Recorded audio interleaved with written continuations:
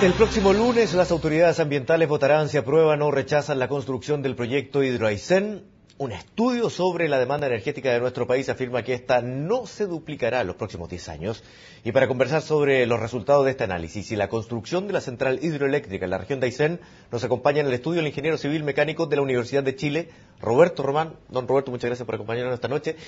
Y señalar además que usted es uno de los autores de este estudio al que hacíamos alusión. Efectivamente, soy uno de los dos coautores de este estudio. El otro es Stephen Hall, que es un consultor internacional. Y este estudio es como una puesta al día de un trabajo que hicimos entre el 2008 y el 2009 que llevó a la publicación de un libro. Ahora, para despejar la conversación de aquí en adelante, ¿usted colabora también con los defensores de la Patagonia? ¿Patagonia sin represa? Me han pedido ayuda por mi experticia en el área energética y he colaborado en 2 ocasiones con ellos, específicamente para el primer libro, ahora en este update y evidentemente también cuando me han pedido colaborar en presentar el libro lo hice, fui a la región de Aysén y lo he hecho en el medio universitario y lo he hecho en otros medios. ¿Por convicción? Absolutamente. ¿Desinteresadamente? Absolutamente.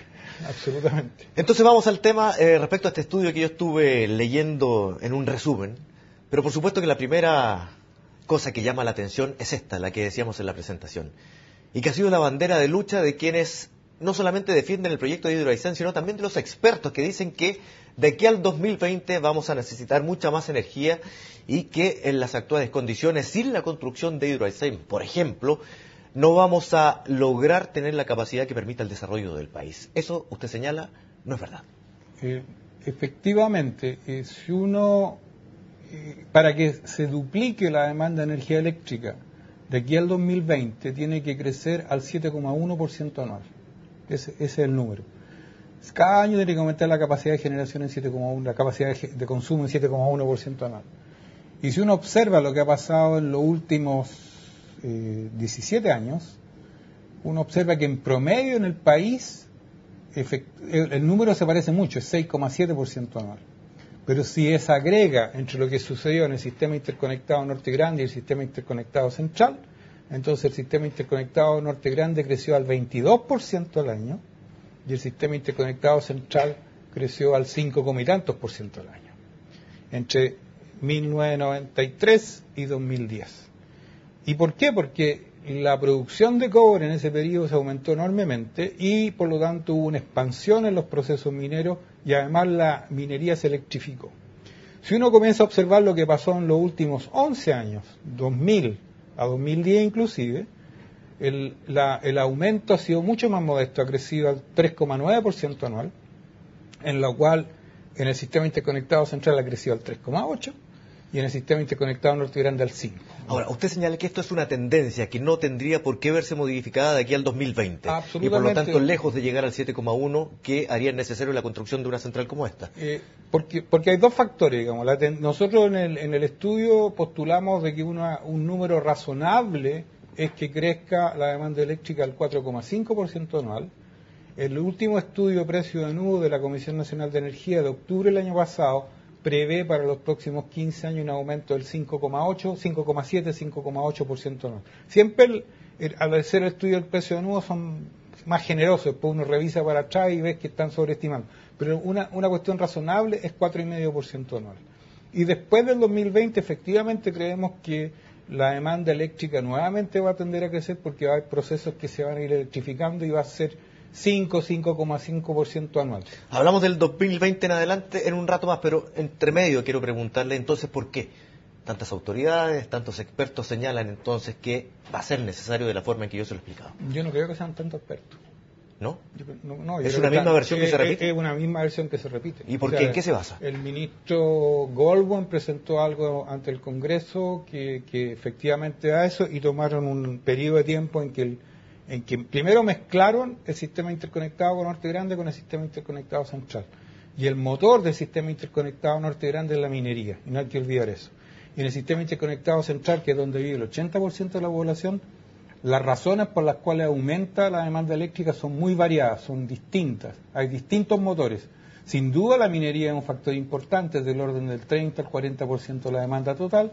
En cambio, en el sistema interconectado Norte Grande, más del 80%, 80, 85% de la demanda total. Pero influye la industria, influye el comercio, influye una serie de cosas. ¿En síntesis una mala lectura de esos números? Yo creo que una mala lectura de esos números. Segunda cosa, el mundo está cambiando, que es básico. Y es una realidad y todos lo estamos sufriendo. Los energéticos se hacen cada vez más caros, especialmente los combustibles fósiles, y por lo tanto va a haber una tendencia cada vez creciente en el mundo por aplicar procesos de alta eficiencia. Y uno lo nota en el día a día. La primera vez que estuve aquí en CNN Chile, que fue hace un par de años atrás, me invitaron por otro tema, me llamó la atención de que tenían iluminación eficiente en el estudio. Nuestro estudio tiene una iluminación LED incluso. Y antiguamente en los estudios de televisión, que hace muchos años también me han invitado, eran iluminación incandescente y uno no podía soportar por el calor. Esos son cambios tecnológicos que vienen de todas maneras. La gente a nivel de sus casas está cambiando la iluminación por iluminación cada vez más eficiente, los municipios se están preocupando, etcétera. Entonces ahí está el primer pilar de lo que debe ser una política energética sana en el país. Es decir, la situación está cambiando, entonces el primer pilar es hacer una política de eficiencia energética. Política que usted sustenta también en su estudio, ¿no existe en el país y es necesaria? Política que está en el país ha estado sumamente primario. Existió primero el programa País de Eficiencia Energética, que creció, después se creó la Agencia Chilena de Eficiencia Energética, que pasó por una crisis, que hoy día tiene la tercera parte del personal que tenía hace un año y medio atrás, y que recién se acaba de nombrar un nuevo director ejecutivo, y esa agencia tiene lineamientos y cosas que son claves para masificar. La industria en general lo tiene claro, la industria, especialmente la industria como la minería, por ejemplo, tiene claro que tiene que ser más eficiente, y por lo tanto están incorporando a su nivel ese tipo de cosas.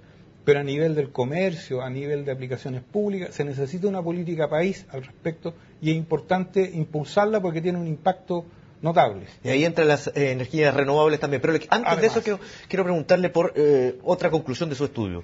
El exceso de la capacidad de generación tendería a elevar los costos de la generación eléctrica, se señala acá, manteniendo a su vez los altos costos de la electricidad en el país. Absolutamente. O sea, ¿terminaríamos pagando más igual? Absolutamente, porque fíjate, perdón que te dude. No, por supuesto. Fíjate lo que pasa hoy día, y recién ayer hubo una presentación en el Congreso Nacional de ACERA, que es una asociación de empresarios dedicados a la energía renovable, sobre el impacto que ha tenido poquita cantidad de energía renovable que hay en la matriz energética. La gente que escucha, que ve el programa puede entenderlo fácilmente. Si tengo un sistema que depende de hidroelectricidad y termoeléctrica, en un año en que hay alto exceso de hidroeléctrico, estamos todos contentos porque los costos tienden a bajar.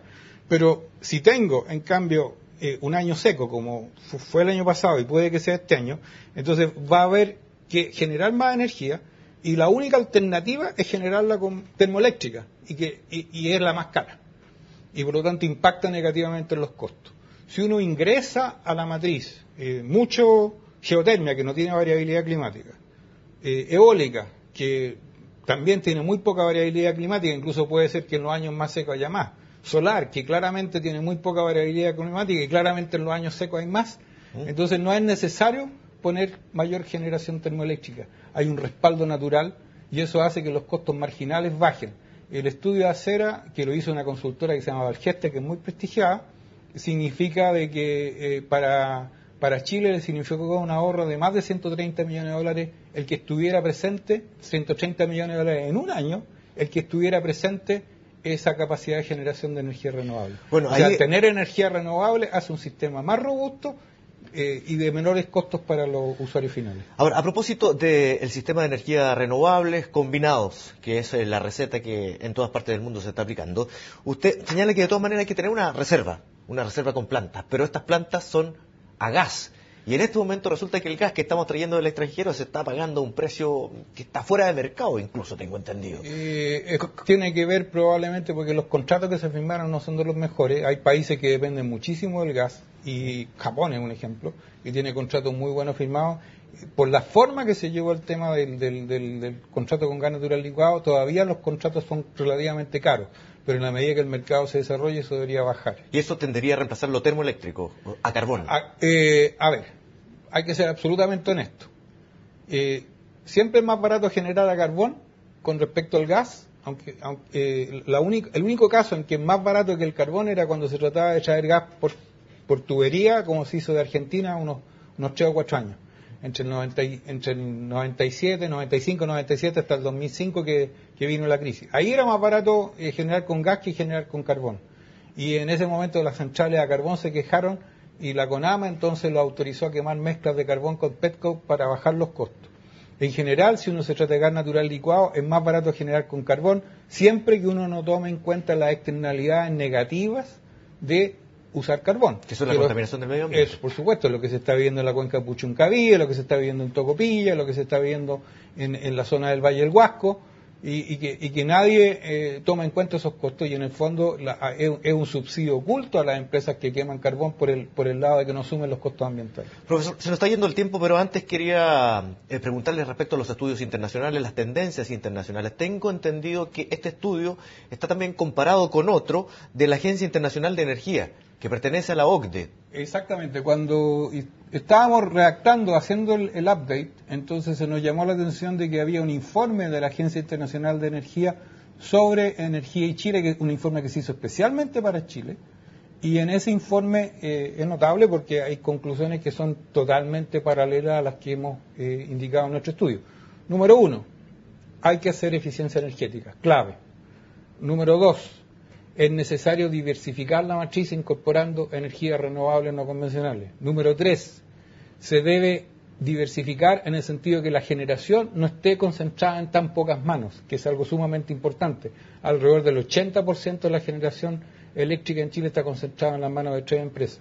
Número 4, es necesario aumentar la participación ciudadana. Es clave aumentar la participación ciudadana. Y número 5, es necesario tratar de disminuir la incidencia de mayor cantidad de centrales a carbón en la matriz energética. Bueno, yo hacía alusión a que es de la OCDE, la OCDE, porque es efectivamente el organismo al que pertenecemos desde el año antepasado y es donde se hacen todas las comparaciones. Por ejemplo, se hace el CIMSE para explicarle a la gente y se compara también con los rendimientos que se logran en los países de la OCDE. Es contra lo cual nos van a medir. Así es. Doctor, se nos fue el tiempo, lamentablemente, profesor, así que vamos a seguir conversando porque este tema todavía no va a acabar y seguramente va a haber mucha más discusión independiente, incluso de Hidroesen. Que esté muy bien, muchas gracias. Muchas gracias. Buenas noches. Ya estamos terminando esta media hora de noticias. Gracias por la compañía, como siempre. La invitación es a que continúe con nosotros en